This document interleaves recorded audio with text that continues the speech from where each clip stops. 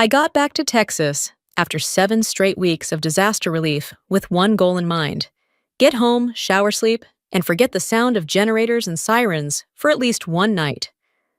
The last town we worked in still smelled like wet drywall and gasoline. People were grateful, exhausted, and angry all at once. We packed up before sunrise, turned in equipment, signed off on the final reports, and boarded the transport back. By the time I landed, my head was buzzing, and my uniform felt like it weighed twice as much as it should. I grabbed a rental car, set my bag in the trunk, and drove straight to my place. I kept thinking about my couch, my own fridge, the quiet. I hadn't been home since the storm hit. That's normal when you're deployed. You learn to live out of a duffel and keep your expectations low. Still, home is home. When I pulled onto my street, the first thing that felt off was the driveway. There was a different car parked there. Not a delivery truck, not a neighbor's. A car I recognized, my sister Danielle's. I slowed down, told myself not to overthink it, and parked behind her. They were already outside when I stepped out of the car. Danielle, her husband Evan, and my dad. All three of them standing near the front door like they were waiting for a package. No one smiled, no one said welcome back, no one asked how the deployment went or whether I was okay. Danielle crossed her arms and tilted her head the way she does when she thinks she's already won. Evan leaned back on his heels, hands in his pockets, trying to look casual. My dad stared at the ground. I said my sister's name. That was it. She didn't answer. She just looked at me and said, "We need to talk." I dropped my bag by the car. About what? She glanced at Evan, then back at me. About the house. I waited. I've learned not to rush conversations like that. People reveal more when you let the silence stretch. Dad cleared his throat. It's been handled. Handled. That word landed wrong. Danielle stepped forward. We sold it. I stared at her, trying to process the sentence, as if it had been spoken in a different language. Sold what? She rolled her eyes. The house. Your house. For a second, I actually laughed. Not because it was funny, but because my brain needed a delay. That's not possible. Evan finally spoke. It is. The paperwork's done. I looked at my dad. You want to explain this? He sighed like I'd just asked him to move a couch. You were gone. They needed help. You're never even here. Danielle smirked and finished it for him. Exactly. You're never even here. There it was, the line she'd probably rehearsed in her head, the justification she'd been saving. I felt the heat crawling up my neck, the kind that usually comes right before I lose patience. I thought about the families we'd just helped. People who were sleeping in tents next to the remains of their homes. People who would have given anything to hear someone say, "You can go back now. Your place is still there." I looked at Danielle. Really looked at her. The confidence. The expectation. She thought this was over. Instead of yelling, I reached into the cup holder and picked up the coffee I'd bought on the way over. It was already lukewarm. I took a sip, swallowed, and smiled. Danielle frowned. What's that supposed to mean? I didn't answer. I took another sip. Evan laughed under his breath. She's in shock. Maybe. Or maybe I just understood something they didn't. Danielle snapped her fingers. Hey, don't act like this is funny.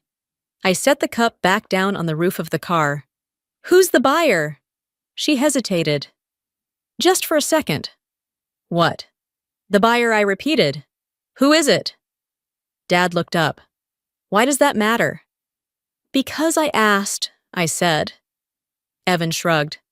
A couple from out of state. They liked the place. Inspection's done.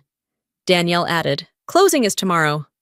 Tomorrow. Less than 24 hours. I nodded once. Title company. Dad answered too quickly. Fairview Title. And the agent. Danielle blinked. Linda something. Why are you asking all this? I smiled again. Smaller this time. Just curious. Danielle scoffed. You can't stop it. Dad signed everything. I turned to him. Did you? He didn't meet my eyes. You gave me power of attorney. I let that sit. Limited power of attorney. Danielle waved a hand. Legal stuff, same thing. It isn't, and the fact that she thought it was told me more than anything else she'd said. She stepped closer. Look, you'll be fine. You've got the Navy, you've got money. You don't need this place the way we do. I could hear it now. Not just entitlement, resentment. The kind that builds quietly when someone else keeps their life together. I picked up my bag and walked past them to the door. Evan reached for the handle first like he belonged there. I stopped and held out my hand. He hesitated, then handed me the key. Inside the house felt wrong. Furniture slightly shifted. The picture frame on the entry table moved. A faint smell that wasn't mine. They'd been living in the space where I keep my life. Danielle followed me in. You should start packing tonight. I turned around. I'm not going anywhere. She laughed. You don't have a choice. I looked at her and smiled again. Calm, measured. The kind of smile that doesn't ask permission. Right there while the silence stretched and her confidence started to wobble. I want to say this quickly. If you've ever dealt with family drama that crosses a line, I'd like to hear about it. Drop a comment and tell me where you're listening from. And if stories like this hit close to home, consider subscribing. It helps more than you think. Danielle stared at me. Why do you keep smiling? I didn't answer. I walked into the living room and set my bag down. The sound of it hitting the floor was louder than it should have been. Dad finally spoke. We thought you'd understand. I looked at him. You thought I'd accept it. He didn't correct me. I checked my watch not because I was in a hurry, but because I needed to anchor myself in something factual. Time, order. Things that still made sense. Danielle crossed her arms again. So what are you going to do? I met her eyes. I'm going to ask some questions. She laughed. To who? I glanced toward the hallway, then back at her. People who read paperwork for a living. The smile slid off her face. Evan shifted his weight. It's already in motion, so am I said. No one spoke. Not because there was nothing left to say, but because something had changed in the room. They'd expected anger, tears, begging. Anything that would make this easier to justify. What they got instead was quiet. I walked to the kitchen, opened a cabinet, and took out a glass. Poured myself water. Drank it slowly, every movement deliberate. Every second buying me clarity. Danielle finally broke the silence. You're not seriously thinking you can undo this? I set the glass down. I'm thinking you moved very fast without checking a few important things. Dad's shoulders slumped. Evan frowned. Like what? I looked at all three of them. Authority. That word hung there heavier than it should have been. I didn't explain. I didn't threaten. I didn't raise my voice. I just stood there in my own kitchen, listening to the house settle, aware that the situation wasn't over. Not even close. I stayed standing there a moment longer than necessary, letting the quiet do the work for me, then picked up my bag and carried it down the hallway without asking anyone's permission. Behind me, I could feel Danielle watching, trying to figure out what version of me she was dealing with. The angry one, the tired one, the one who would eventually cave. What she didn't see was that my head had already shifted into a different mode. The same one I use on deployments when things go sideways, and emotions only make the situation worse. I set my bag down in the bedroom and took in the details. The bed had been moved. The nightstand drawer wasn't the way I left it. Someone had opened closets that didn't belong to them. That kind of violation doesn't hit loud. It hits cold. It tells you exactly how comfortable people have gotten crossing your boundaries. Danielle leaned against the door frame. You always do this, she said. You get quiet like you're above it. I didn't look at her. I was checking the lock on the window. Still intact. Good. Say something, she pressed. You can't just pretend this isn't happening. I'm not pretending, I said. I'm deciding. She laughed sharp and defensive. Deciding what? You're gone all the time. You don't even live like a normal person. That was the part they never understood. From the outside, my life looks flexible. Deployments, travel, temporary housing. What they don't see is how much structure it actually requires. Schedules, clearances, contracts, every move accounted for. I don't float through life. I build it carefully. Evan wandered past the door, pretending to be interested in the hallway pictures. You've always been the stable one, he said, like it was a compliment. You'll land on your feet. There it was. The assumption that my stability meant I could absorb anything. That because I didn't spiral publicly, I didn't feel the impact privately. I turned to Danielle. You really thought I'd just let this go? She shrugged. What choice do you have? It wasn't a question. It was a conclusion she'd already reached. Growing up, I was the easy one. The kid who did her homework, didn't get into trouble, didn't need rescuing. When something broke, I fixed it. When someone messed up, I adapted. Over time, that turned into an unspoken family rule. Danielle struggled, so the rest of us adjusted. I succeeded so I could afford to bend. When she bounced between jobs, everyone worried. When I deployed, everyone assumed I'd handle it. When she made bad financial choices, it was bad luck. When I made sacrifices, it was just who I was. Dad leaned in the doorway, now rubbing his hands together like he always does when he's nervous. We didn't mean to hurt you. You didn't mean to ask me, I said. He flinched. Danielle rolled her eyes.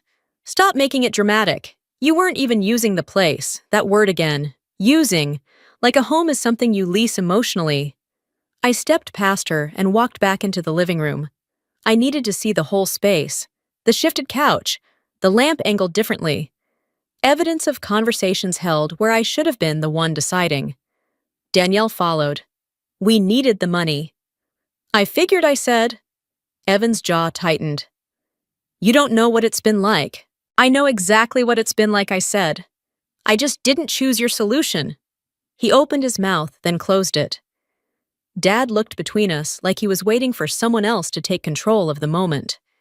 That's when it clicked for me. They weren't just counting on the paperwork. They were counting on me playing my role, the calm one, the reasonable one, the one who wouldn't blow up the family by pushing back too hard. Danielle sat down on the edge of the couch. You always leave, she said. You leave and things fall apart here. Someone has to deal with it. I let that sit. Not because she was right, but because it was honest. She resented my absence because it forced her to face her own mess without me nearby to quietly buffer it. You could have called, I said. She scoffed. What would that have changed? It would have made it legal, I said. Dad's head snapped up. It is legal. I looked at him. You're sure? He hesitated, and that hesitation told me everything I needed to know. You signed what they gave you, I continued. You didn't read every line. Danielle stood up fast. Don't turn this on him. I'm not, I said. I'm explaining why you thought this would work. Evan crossed his arms. We checked with the realtor. That's not who decides authority, I said. Silence settled again, heavier this time. Not because they were intimidated, but because the ground under their confidence had shifted just enough to be noticeable. Danielle forced a laugh. You're overthinking it. This is just how family works. No, I said. This is how you work. Her face hardened.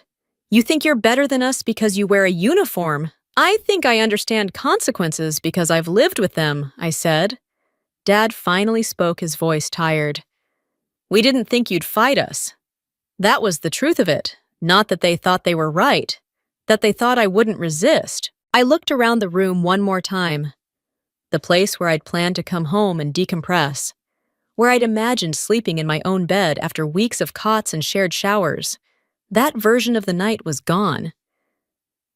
I need space, I said. All of you. Danielle opened her mouth to argue, but I raised a hand. Not aggressively, just enough to signal that I was done engaging. I'm not agreeing, I added. I'm thinking. Evan muttered something under his breath. Dad nodded slowly, like he was already regretting the speed at which this had moved.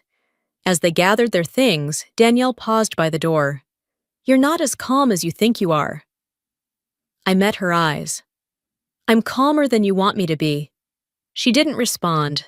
The door closed behind them and the house went quiet again. Real quiet this time. Not tense. Focused.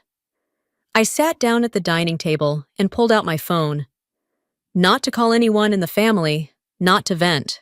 I opened my email, scrolled past unread deployment updates, and searched for the contact information I'd asked about earlier. Fairview title. There it was. I didn't dial yet. I wanted to be clear about what I was doing and why. Panic would only help them. Precision would help me. I set the phone face down on the table and took a breath, feeling the familiar steadiness settle back into place, the one that comes when I stop reacting and start choosing. I turned the phone back over in my hands, unlocked it, then locked it again without making the call, because a detail I'd ignored earlier finally pushed its way to the front of my mind. It wasn't the first time Danielle had mentioned the house. She'd been circling it for months. I just hadn't wanted to admit it. When I was still overseas juggling 12-hour days and rotating crews, she'd started calling more often. Not to ask how the work was going or whether the storm zones were stabilizing, but to complain. About money. About Evan's job not being as solid as he'd promised. About how everything felt harder for her than it should.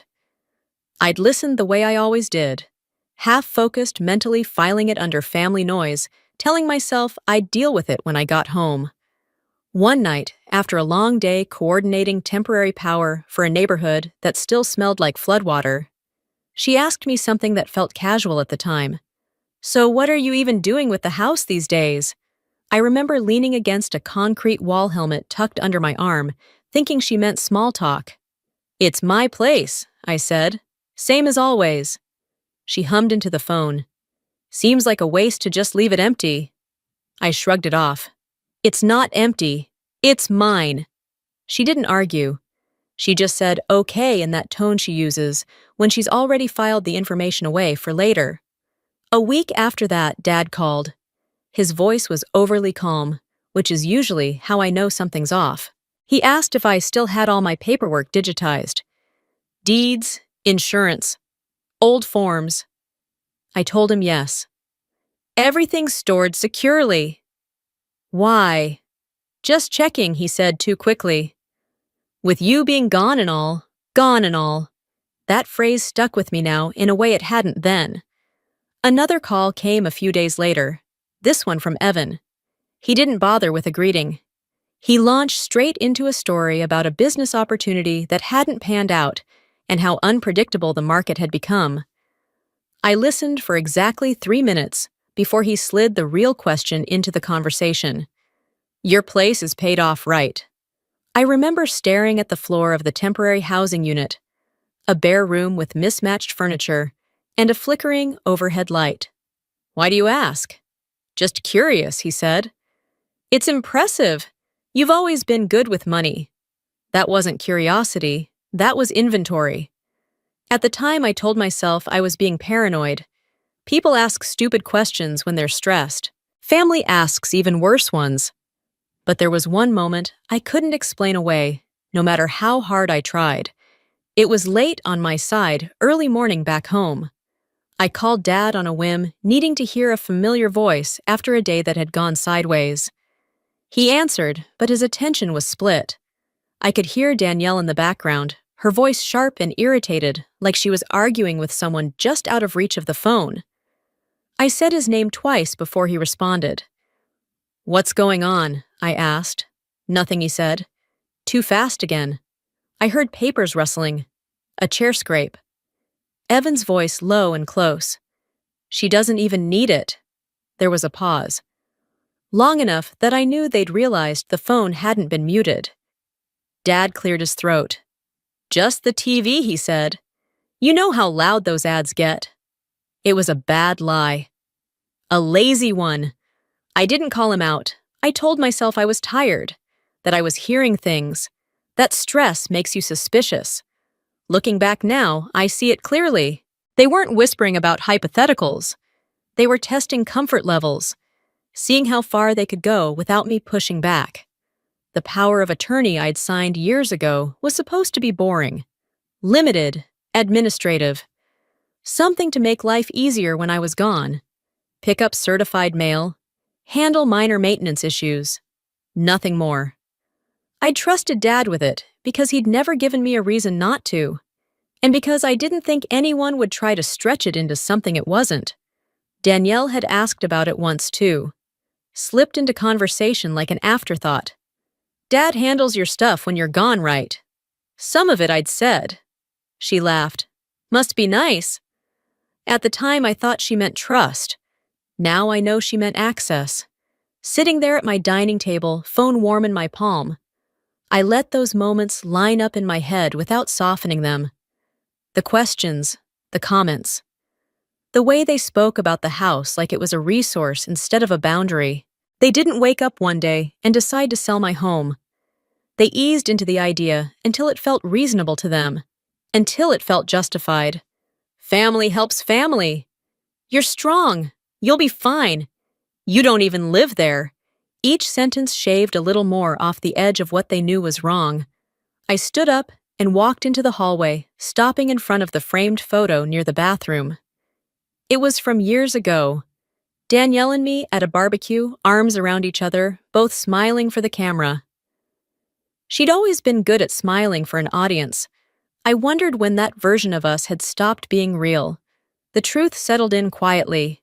Not anger, not shock, understanding. They hadn't forgotten about me while I was gone. They'd factored me out. I went back to the table and finally opened the email draft I'd started earlier. Not to Fairview yet. I needed to make sure I was asking the right questions in the right order. Rushing would only give them something to spin. The military teaches you to assess before you act. You don't charge into a situation because you feel wronged. You identify what matters, what doesn't, and who actually has authority.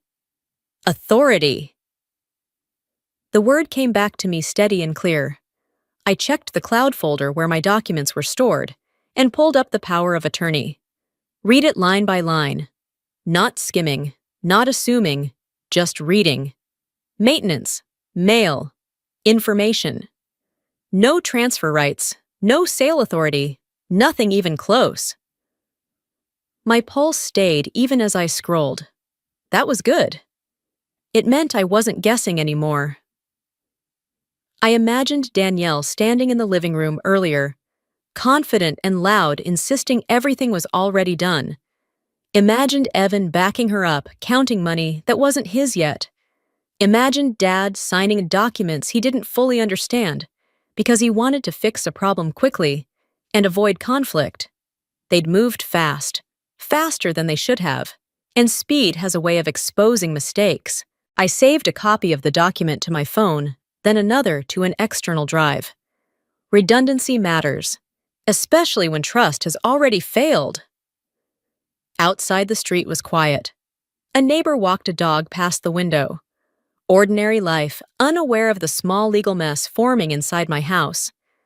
I picked up the phone again, this time without hesitation, and typed Fairview Title Services into the search bar. The number came up immediately. I didn't dial yet. I wanted to be calm when I did. Clear, precise. The way I am when the stakes are real and noise only gets in the way. I set the phone down, folded my hands on the table, and took one steady breath. I left the phone on the table and walked back into the living room because the paperwork they'd spread out earlier was still there, sitting where they thought I wouldn't look too closely. It was laid out neatly, like presentation material, listing summary, inspection report, a copy of the appraisal with yellow highlights along the margins. Someone had taken the time to make this feel official, legitimate, final. I picked up the inspection report first, dated 5 days ago, signed. The place had passed without issues. That meant someone had walked through every room while I was still deployed, commenting on my floors and outlets like they were already halfway out the door. My phone buzzed in my hand before I even finished reading the first page. Danielle. I didn't answer. I waited. She called again, then again. On the fourth try, she sent a text. Why are you digging through stuff like that? We already explained everything. I typed back one sentence. I'm looking at what you rushed. That got her moving. The front door opened without a knock. Danielle walked in like she still owned the place, her heels loud against the floor. Evan followed more slowly, jaw tight. Dad trailed behind them, already looking worn down. I told you not to touch anything, she said. You left it on my table, I said. In my house. She threw her hands up. You're acting like we committed a crime. I'm acting like you sold something that wasn't yours, I said. Evan stepped in. We didn't steal anything. We worked with a realtor. We did it the right way. You did it a fast way, I said. Those aren't the same thing. Danielle scoffed. You're being dramatic because you're tired. I'm being precise, I said. Because I'm awake. Dad pulled out a chair and sat down like he needed the support. The buyers are locked in. They've already transferred earnest money. Backing out would cause problems. Problems for who I asked. He hesitated. Danielle answered. For everyone, including you. I slid the appraisal across the table. Who ordered this? She blinked. The realtor. Who authorized it? She looked at Dad. That was all I needed. You used the power of attorney, I said. Dad nodded slowly. It was for situations like this. No, I said. It wasn't. Danielle leaned forward. You signed it. You left. You made this possible. I signed it for mail and maintenance, I said. Not to liquidate my life. Evan laughed once short and sharp. You're exaggerating. I picked up the listing sheet. You priced it below market. Danielle shrugged. We wanted it to move. You wanted it to close, I said. She didn't deny it. Dad rubbed his face. We thought speed would make it easier for who I asked again. No one answered. The truth sat there between us. They hadn't done this to help me. They'd done it to solve their problem before anyone could stop them. Danielle crossed her arms. We didn't have time to wait. Things were falling apart. Your things, I said. She snapped back. Family problems are family problems. Then why didn't you include me? I said. I'm family. She opened her mouth, then closed it. Evan stepped in, voice tight. You always think in rules. Paperwork, authority. Life doesn't work like that. It does when you're trying to sell property, I said. Danielle's voice sharpened. You're not the only one who's allowed to survive. That line landed harder than she probably meant it to. It told me exactly how she saw this.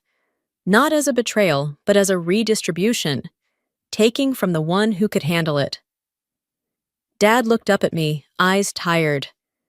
You'll be okay without the house.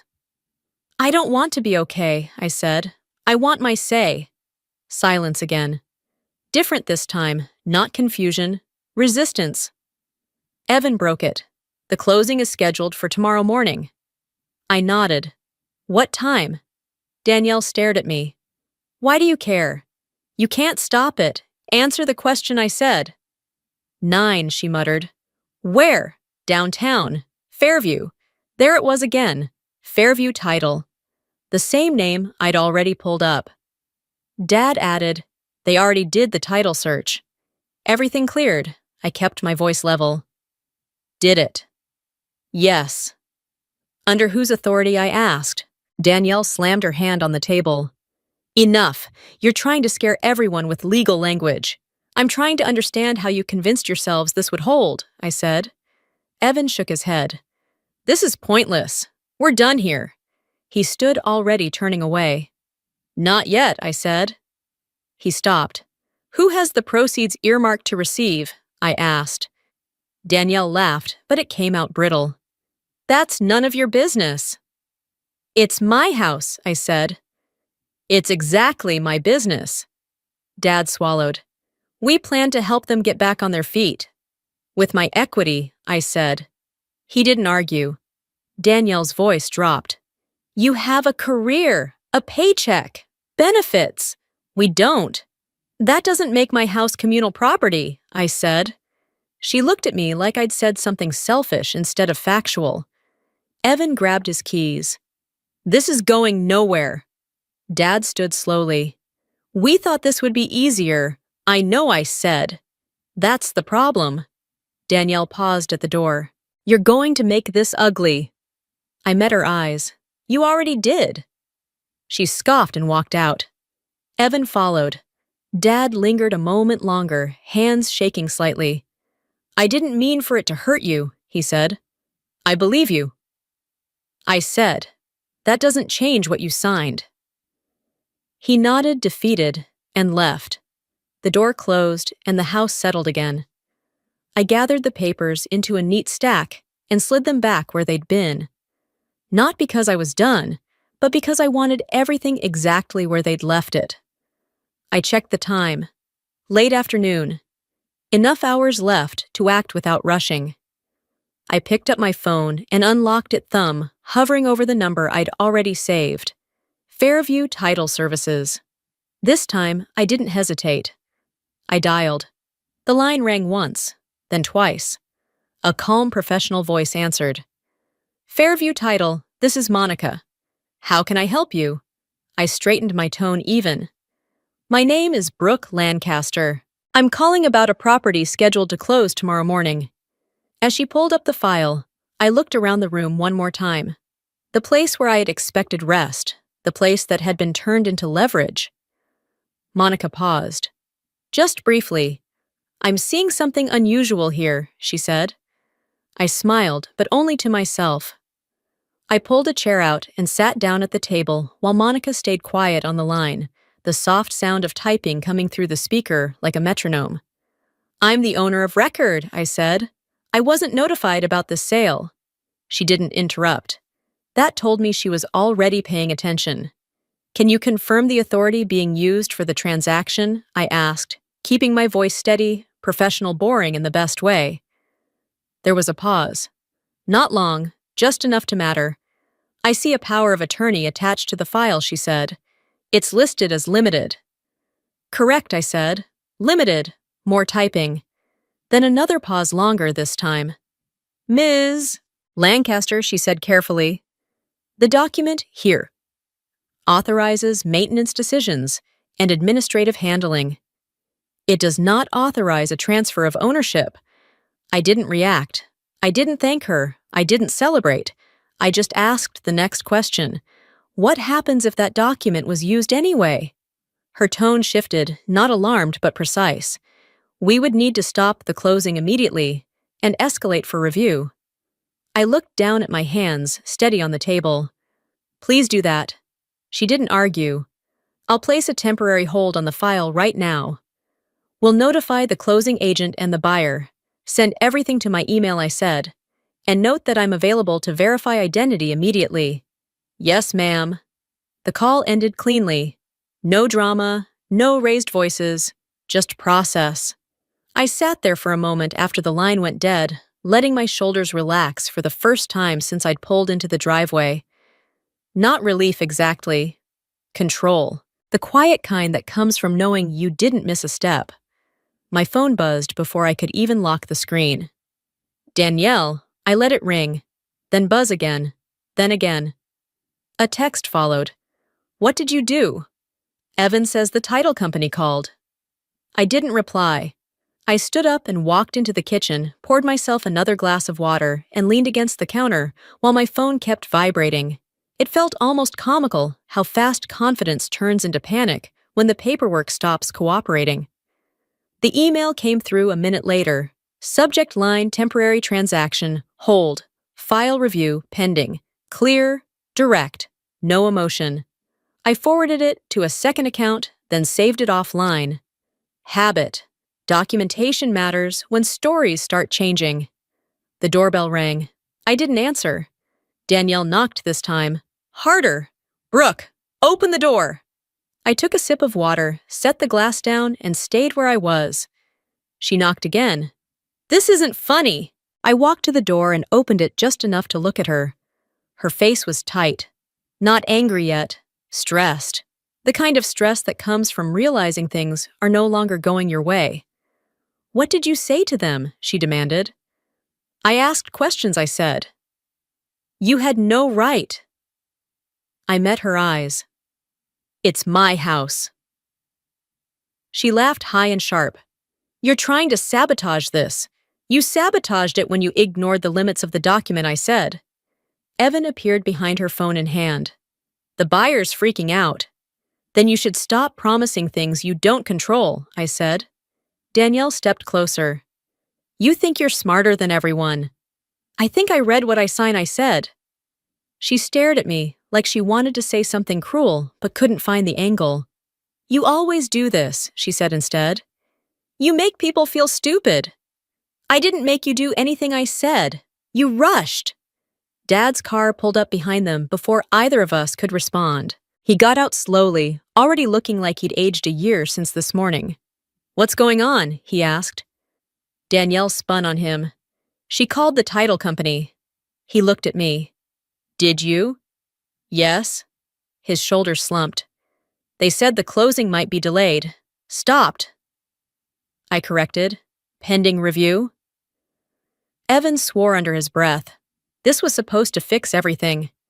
I watched the three of them stand there on my porch, the same place they'd stood hours earlier, so sure of the outcome. The shift was subtle but unmistakable. They were no longer managing the situation. They were reacting to it. Danielle turned back to me. You're doing this out of spite. I'm doing this because it wasn't authorized, I said. Dad rubbed his temples. Can we talk inside? No, I said. We're done talking today.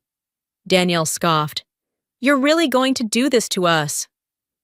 I tilted my head. You did this to yourselves. She stared at me like she didn't recognize me anymore. Maybe she didn't. The version of me who fixed things quietly wasn't standing there. Evan took a step back. What happens now? That depends on what else the title company finds, I said. And what you signed. Dad swallowed. I didn't mean to cross a line. I know I said, but you did. Silence hung between us, heavy but clean. No shouting, no pleading, just the sound of a plan unraveling in real time. Danielle shook her head. You think this makes you the good guy. I'm not trying to be anything I said. I'm protecting what's mine. Her phone buzzed again. She glanced down, then back up at me, eyes wide. The buyer wants out, she said. I didn't respond. They said they don't want to deal with legal uncertainty, Evan added. That's reasonable, I said. Dad looked like he might sit down right there on the porch. This is going to cause problems. It already did, I said. Danielle's voice dropped tight and low. You could have just talked to us. I tried, I said. You told me it was already done. She opened her mouth, then closed it. There was nothing left to argue that didn't sound like an excuse. I stepped back and closed the door gently, not to punish them, to end the conversation. Inside the house was quiet again, the good kind this time, focused, intentional. I went back to the table, opened my laptop, and logged into my bank account. No unauthorized transfers. No surprises. Good. Another email came in. Fairview title. Subject compliance review initiated. I read it once, then again, noting the language. Neutral, procedural, the kind that doesn't bend to feelings or family pressure. My phone buzzed again. This time it was Dad. I let it ring. I stood up, walked through the living room, and straightened the lamp they'd knocked out of place earlier. A small thing, mine to adjust. Outside, the streetlights flicked on as the sun dipped lower. Normal life continuing on schedule. I sat back down, hands steady on the keyboard, and started a simple list. Documents, dates, names, nothing emotional, just facts. Because anger fades, panic misleads, but strategy holds. I saved the compliance email, then opened a fresh document and started typing names and times while everything was still sharp. Fairview title, Monica. Time of call. Hold placed. Buyer notified. Closing agent flagged. Each line grounded me. When things turn emotional, facts are the only way to keep control. The phone buzzed again. Not Danielle this time. A number I didn't recognize. I answered. This is Brooke. Ms. Lancaster, this is Linda Perez with Fairview. I'm the closing agent on the transaction scheduled for tomorrow. Her voice was polite, cautious. The kind people use when they know a conversation isn't going to be simple. I understand, I said. There's been a development. She continued. We've been notified of a discrepancy regarding authority. Correct, I said. The power of attorney attached to the file does not authorize a sale. A pause. Papers shifting. That's what compliance is reviewing. I'm available to verify anything you need, I said. Identity ownership documentation. Thank you, she said. For now, the file is frozen. Understood. We ended the call cleanly. No arguments, no emotion. Process working exactly the way it's supposed to when someone tries to move too fast. I leaned back in the chair and exhaled slowly. Not relief, readiness. This wasn't over, but it was no longer out of my hands. A knock hit the door again. Softer this time. I didn't move. Brooke Dad's voice said, Please. I stayed seated, not because I was afraid of the conversation, but because I was done letting urgency dictate my actions. Another knock, then silence. Minutes passed, then my phone buzzed with a new email. Fairview again. This one copied several addresses I didn't recognize. Notice of compliance review and temporary suspension formal. Official. Exactly what I needed. I scanned the message. The transaction was suspended pending verification of authority. The buyer had been notified. Any attempt to proceed without resolution would be documented. Documented. That word matters. I forwarded the email to myself again, then printed a copy. Old habit. Digital is good. Paper is better when people start rewriting stories. From the living room window, I saw Dad walking back to his car alone. Danielle and Evan weren't with him. That told me more than any argument would have. They were already separating their narratives. My phone buzzed again. Evan this time. You didn't have to blow it up like this. I typed back one sentence. You didn't have to sell my house. He didn't respond. I stood up and walked through the house, checking doors, windows, anything that reminded me this place was still mine. It felt different now, not violated, defended. Another call came in. Unknown number again. Ms. Lancaster, this is Monica from Fairview. I just wanted to update you directly. I'm listening, I said. The buyer has expressed concerns and requested clarification. Given the compliance flag, they're reconsidering their position. Reasonable, I said. There's also an issue with the listing agent, she added. They relied on representations that may not have been accurate. I didn't comment. Silence lets professionals talk. For now, Monica continued. No funds will move and no documents will be executed. Thank you, I said. Please keep me copied on everything. We will. The call ended, and I felt something shift inside my chest. Not victory, certainty. My phone buzzed almost immediately afterward. Danielle, she didn't bother with hello. You humiliated us. You tried to sell my house, I said. You could have handled this privately.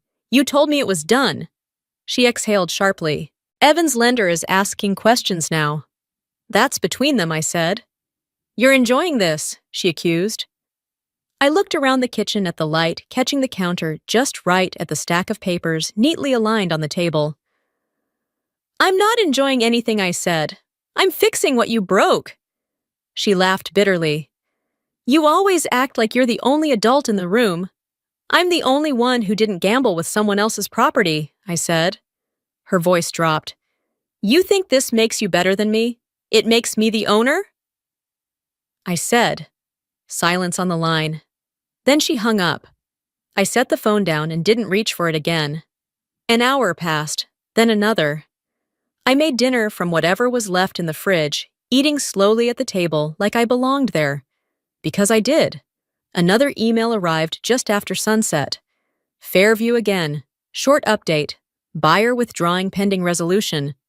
Earnest money in question. I read it twice, then a third time. Withdrawn, not postponed. Withdrawn. My phone buzzed immediately after. Dad? I didn't answer. A text followed.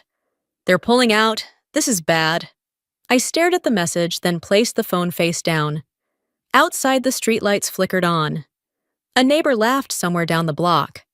Ordinary sounds, life moving forward without checking in on my family's crisis. I walked back into the living room and sat on the couch for the first time since coming home. It felt good, familiar, solid. Another message buzzed in. Danielle again. They're saying the loan won't clear now. Evan's freaking out. I didn't reply. The truth was simple. They'd built their entire plan on a sale that never had the authority to exist. When that fell apart, everything tied to it unraveled with it. My phone rang again. I silenced it without looking. I opened my laptop and checked my calendar. Work resumed in 2 days. Meetings, normalcy, structure. Another email came in. Subject risk notice filed. I read it carefully. The transaction had been flagged internally. Any future attempt to list or sell the property would require direct owner authorization. Good. I closed the laptop and leaned back, listening to the house settle around me. The pipes, the quiet hum of electricity. Small, real sounds. On the porch, footsteps approached, then stopped. Voices murmured. Danielle. Evan. Low tense. I didn't move. Whatever they were saying to each other out there, it no longer required my involvement. I picked up the printed emails, stacked them neatly, and slid them into a folder. Labeled it simply property. No emotion, no commentary, just facts. And facts once recorded have a way of doing the rest of the work on their own. I woke up before my alarm not from anxiety, but from the quiet. The kind that tells you something has shifted overnight. My phone was face down on the nightstand where I'd left it. I flipped it over and saw the notifications stacked up like missed calls after a bad meeting. Danielle. Evan. Dad. Numbers I didn't recognize. Emails mixed in between. I didn't open any of them right away. I got out of bed, made coffee, and stood by the kitchen window while it brewed. Outside, a delivery truck passed. Someone down the street slammed a car door. Ordinary morning sounds. The world hadn't ended just because their plan had. When I finally checked my phone, the first email was from Fairview. Buyer withdrawal confirmed, earnest money dispute. Under review, short. Direct. Final enough to matter. The second email came from the listing agent, copied to everyone involved. Apologetic. Vague. Full of phrases like miscommunication and unexpected complications. No one takes responsibility in writing when lawyers might get involved. My phone rang while I was still reading. Danielle, I answered this time. What did you do? She said without preamble. Her voice was tight, brittle around the edges. I didn't do anything I said. I stopped something. You destroyed everything, she snapped. They pulled out. The money's gone. That money was never yours, I said. You know what I mean, she shot back. We needed that closing. I leaned against the counter, coffee warm in my hands. You needed a sale that wasn't authorized. Evan's voice came through the line, distant but loud enough to hear. The lender flagged us. Danielle covered the phone. Then back to me. His bank froze the loan. They're saying the sale falling apart triggered a review. That happens when deals collapse, I said. You're enjoying this, she accused again. I took a sip of coffee. I slept fine. There was a pause on the line. Not silence. Panic. The kind people don't know how to mask once things start stacking up against them. Danielle lowered her voice. We're in trouble. I didn't respond. She took that as permission to keep talking. The lender's asking how we plan to cover the gap. Evan's credit took a hit when the deal fell through. They're saying the timeline we gave them doesn't make sense anymore. That's because it never did, I said. She swallowed audibly. Dad says you won't pick up. I'm busy, I said, with what she snapped. Protecting my life, I said, and ended the call. An hour later, Evan showed up at the door alone. He didn't knock hard this time. He knocked like someone asking for a favor. I opened it part way. We need to talk, he said. You can talk, I replied. He ran a hand through his hair. The lender wants documentation. Proof of funds we said were coming. From my house, I said. He nodded. That money doesn't exist, I said.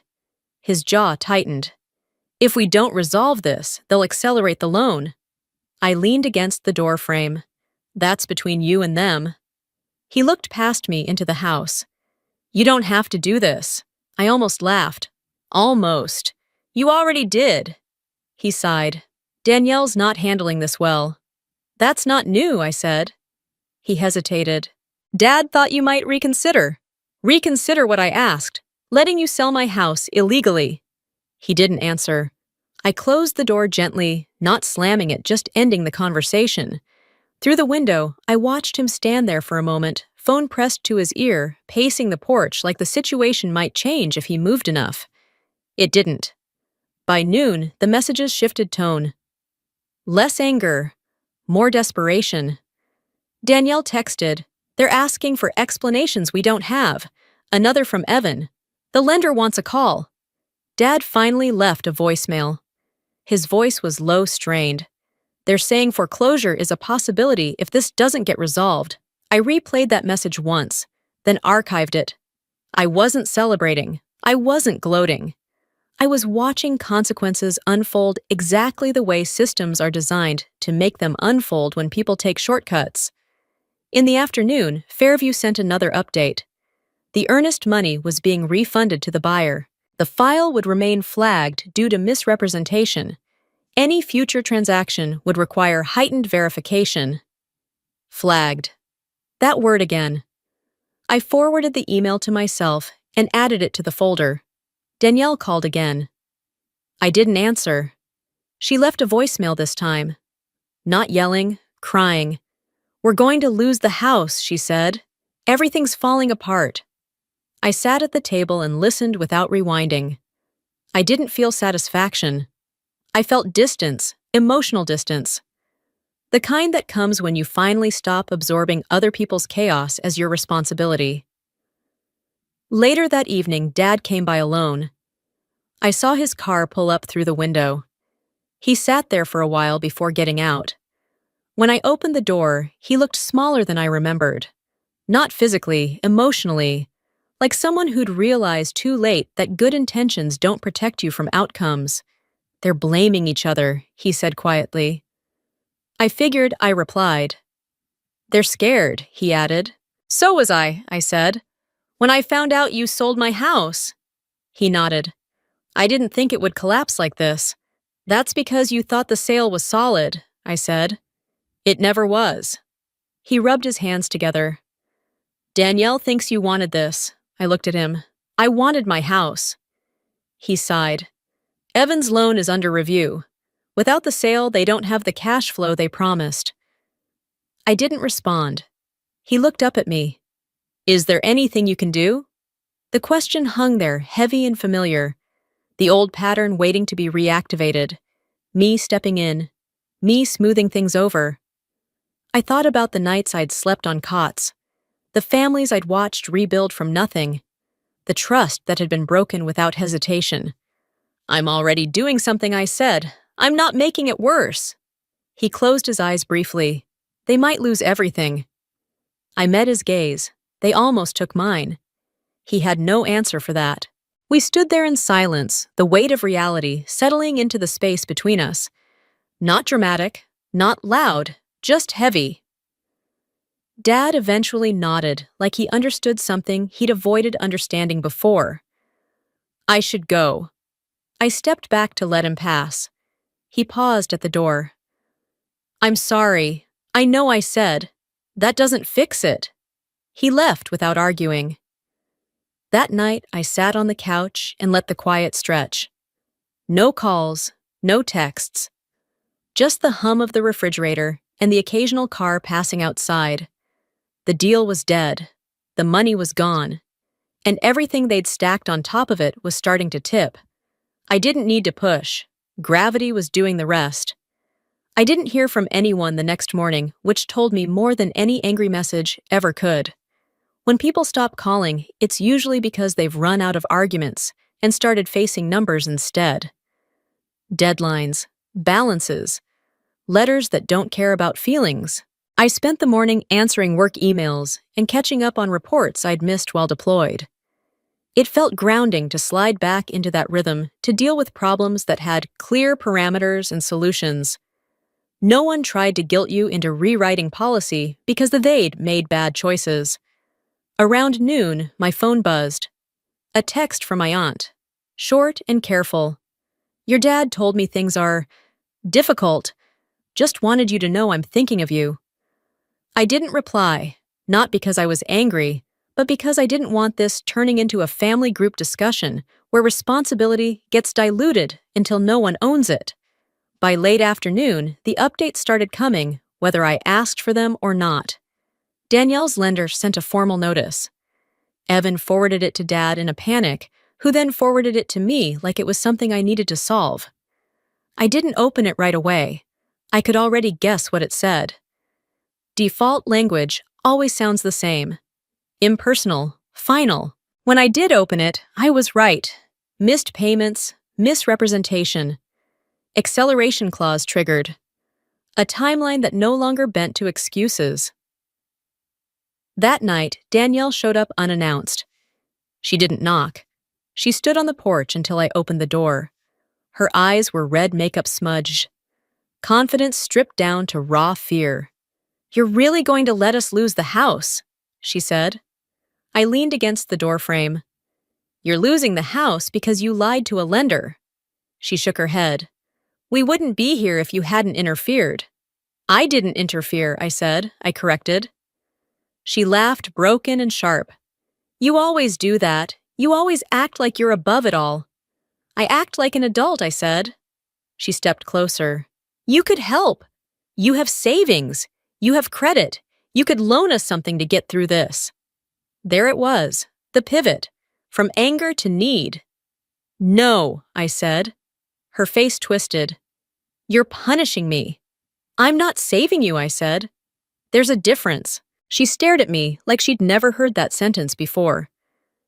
"You think this makes you better than me?" she said. "I think it makes me done," I replied. She opened her mouth, then closed it. Her hands shook at her sides. "You don't understand how bad it is." "I understand exactly how bad it is," I said. "That's why I'm not getting involved." She looked past me into the house. "So that's it." I nodded once. "That's it." She stood there another second, waiting for me to change my mind. When I didn't, she turned and walked back to her car without another word. I watched her drive away, not with satisfaction, but with a strange sense of finality, the kind that settles when a long-running pattern finally breaks. The next few days confirmed what was already unfolding. Danielle and Evan stopped appearing together. When they did show up at Dad's house, it was separately at different times, each trying to control the narrative. Evan blamed the timing. Danielle blamed me. Dad blamed himself. No one blamed the decision that started it. Neighbors noticed. That's how it always goes. A car parked too long, lights off when they shouldn't be. Whispers carried over fences and through church parking lots. The kind of quiet judgment that doesn't announce itself but lingers.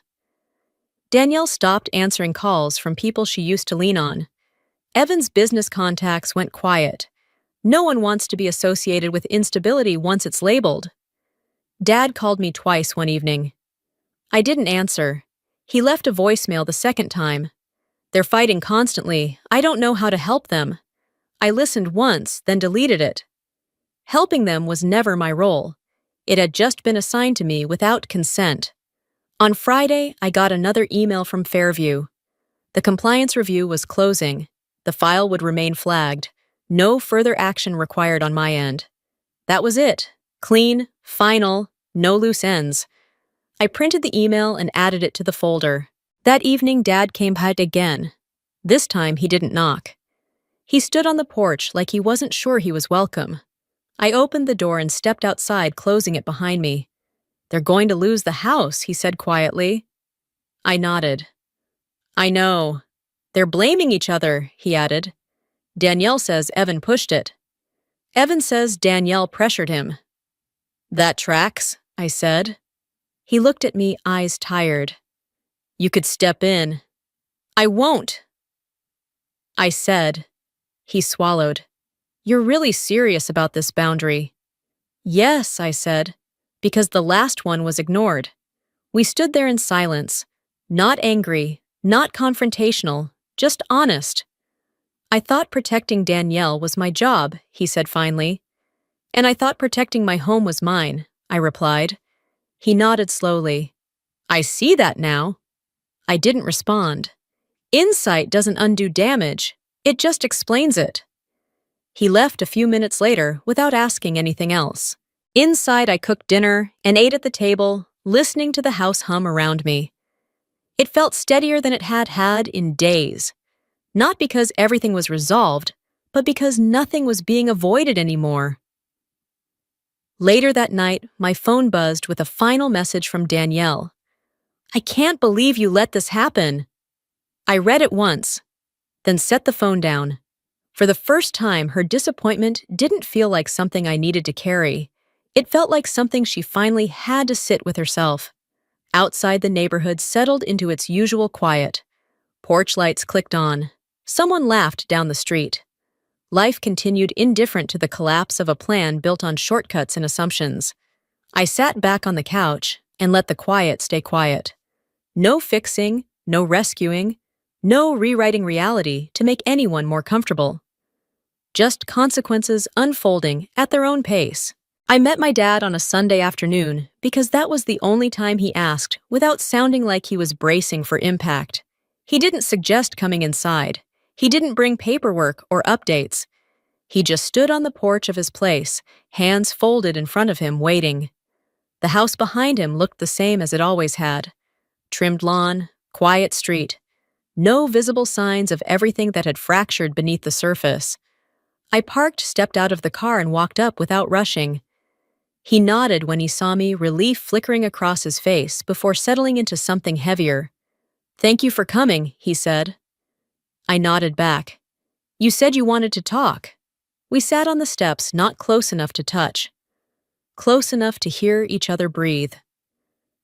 He stared out at the street for a long moment before speaking. "They're not doing well." "I know," I said. He glanced at me. "Danielle barely sleeps. Evan's scrambling. They're trying to figure out what they can sell, what they can delay." I didn't respond. He kept going anyway. I keep thinking if I'd slowed things down, if I'd asked more questions. His voice trailed off. "That doesn't change what you did," I said calmly. He nodded. "I know. That alone was different. No justification. No explanation wrapped in good intentions. Just acknowledgement." "I thought you were strong enough to handle it," he said after a moment. "I thought you'd land on your feet no matter what." I let that sit before answering. "I'm strong. That doesn't mean I'm disposable." He closed his eyes briefly, like the sentence landed harder than he expected. "I didn't see it that way," he said. "That's the problem," I replied. "You never had to." He rubbed his hands together. "I was trying to keep the family together. By choosing who gets sacrificed," I said. He didn't argue. We sat there in silence the late afternoon, quiet wrapping around us. A neighbor walked past with a dog. Somewhere a garage door opened and closed. "Normal sounds, normal life. I don't feel safe letting you make decisions for me," I said finally. He turned to look at me, startled by the phrasing. "Safe?" "Yes," I said. "I don't trust your judgment where my life is concerned." His shoulders sagged.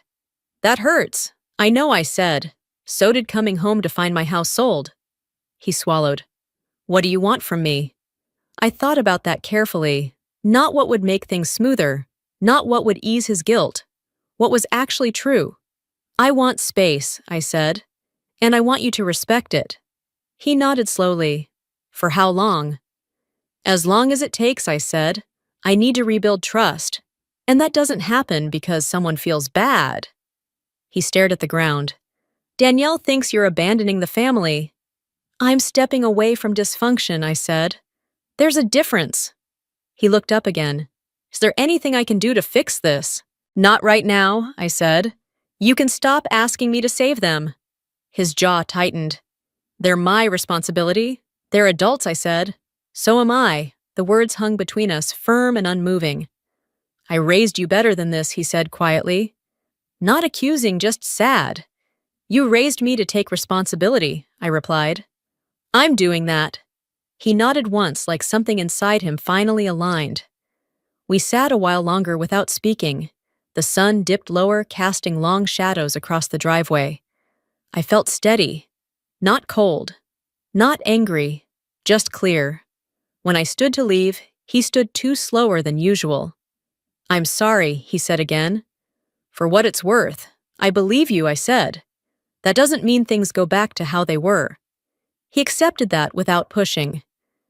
As I walked back to my car, I felt the familiar tug to turn around, to soften it, to reassure him, to take responsibility for his feelings the way I always had.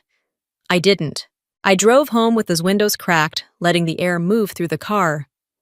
The streetlights flicked on one by one as the sky darkened. When I pulled into my driveway, the house greeted me the way it always had. Quiet, solid, mine. Inside, I set my keys down and kicked off my shoes, letting the normal rhythm of the space ground me. I checked my phone. No new messages, no emergencies, just silence. Later that evening, Danielle called. I watched it ring until it stopped. A voicemail followed. Her voice was tired, stripped of anger and bravado. Dad says you don't want to talk. I don't know what you want from us anymore. I listened once, then archived it. Wanting something from them was the old version of me, the one who believed closeness meant compromise at any cost. I made dinner, cleaned up, and sat on the couch with a book I'd been meaning to finish before deployment. I didn't read much. I just let the time pass without being pulled into anyone else's crisis. Before bed, I checked the locks, turned off the lights, and stood for a moment in the hallway. The house felt calm, not relieved, not triumphant, calm. I understood something then that had taken me years to learn. Boundaries don't fix relationships, they clarify them. I went to sleep knowing that clarity once earned doesn't disappear just because someone wishes things were easier. I woke up to sunlight instead of my alarm, the kind that slips through the blinds without urgency. For a moment, I didn't remember why the quiet felt different. Then I did. Nothing was waiting to explode. No one was about to call demanding I fix something that wasn't mine. That realization settled into me slowly, like muscle memory adjusting after a long deployment. I made coffee and drank it standing at the kitchen counter, staring out at the street. A jogger passed. A kid waited for the school bus. Life moved forward without checking in on my family drama, and that felt strangely reassuring. The condo was officially back under my full control. The compliance review was closed. The flags would stay on the file, but that was administrative noise, not danger. I scheduled the final meeting with my attorney just to make sure every loose end was tied. She confirmed what I already knew: no further risk, no hidden exposure, no future authority anyone could misuse. When I left her office, I didn't feel victorious. I felt lighter. A few weeks passed. Work settled back into its normal pace. Training cycles, planning meetings, briefings that ended on time. The structure felt familiar in a way that grounded me. The military teaches you how to operate under pressure, but it also teaches you something quieter: how to trust systems when they work, and how to step back when they don't. I heard about Danielle and Evan through other people. Not gossip exactly, more like status updates that no one seemed eager to deliver. They lost the house. The foreclosure moved faster than anyone expected once the lender stopped negotiating. The timeline Evan had sworn they could stretch snapped clean in half. They moved into a rental on the edge of town, smaller, cheaper, quieter. the kind of place that doesn't invite visitors. Danielle picked up extra shifts. Evan tried to salvage contracts that had already dried up. Their marriage didn't implode dramatically. It thinned. Conversations turned transactional. Blame never fully landed anywhere, it just hovered. Dad retreated. He stopped calling altogether after our last conversation. Not in protest, in acceptance. I got a text on my birthday. 5 words. "Hope you're doing well." I didn't reply, but I didn't delete it either. That felt like progress. I moved fully back into the condo in late fall. I didn't rush it. I brought things back in stages. Furniture first, clothes last. Each box unpacked felt like reclaiming space that had been treated as negotiable. One evening, I stood in the living room with nothing on the walls yet, and realized something had shifted. Not just around me, but in me. I wasn't waiting for the other shoe to drop. I wasn't bracing for another call. I trusted the silence. That was new. A month later, I ran into Dad at the grocery store by accident. He looked older than I remembered, not frail, just worn in a way that comes from sitting with regret instead of outrunning it. We stood there between produce bins like two people who knew exactly where the line was. "Hi," he said. "Hi," I replied. He nodded toward my cart. "You look steady." "I feel steady," I said. He hesitated. "I'm trying to do better." "I hope so," I replied. There was no apology this time. No request, just acknowledgement. We parted without hugging, without promises. It felt appropriate. That night, I cooked dinner and ate it on the balcony, watching the sun dip behind the buildings. The air was cooler now, the kind that reminds you seasons change, whether you're ready or not. I thought about everything that had happened. The betrayal, the panic, the quiet unraveling that followed.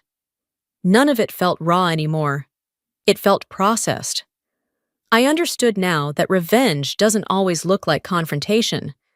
Sometimes it looks like refusing to participate. Sometimes it's letting people experience the full weight of their choices without cushioning the fall. I didn't need to prove anything to Danielle, or Evan, or Dad. I'd already done the hardest thing. I chose myself without explaining why. A few weeks later, I got orders for my next assignment. Another deployment window, different mission, different terrain. I packed with efficiency, not escape in mind, but readiness. Before I left, I stood in the doorway of the condo one last time. Not to say goodbye, just to notice how it felt. Safe, quiet, mine. I locked the door and dropped the keys into my bag, not as a backup plan, but as a given. On the drive to base, my phone stayed silent. No last-minute emergencies, no guilt-tripping, no requests dressed up as concern. I realized then that peace isn't dramatic. It doesn't announce itself. It shows up when you stop betraying yourself to keep others comfortable. As the city faded behind me, I didn't look back.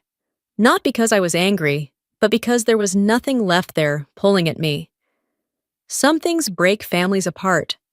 Others simply reveal where the cracks always were. I didn't lose a home. I kept it. And in the process, I learned exactly what was worth protecting and what was never mine to save. If stories about family betrayal, accountability, and quiet revenge resonate with you, stories where strength looks like walking away instead of burning everything down, this channel is for you. Subscribe if you want more real family revenge stories grounded in truth, consequences, and the kind of clarity that lasts longer than anger.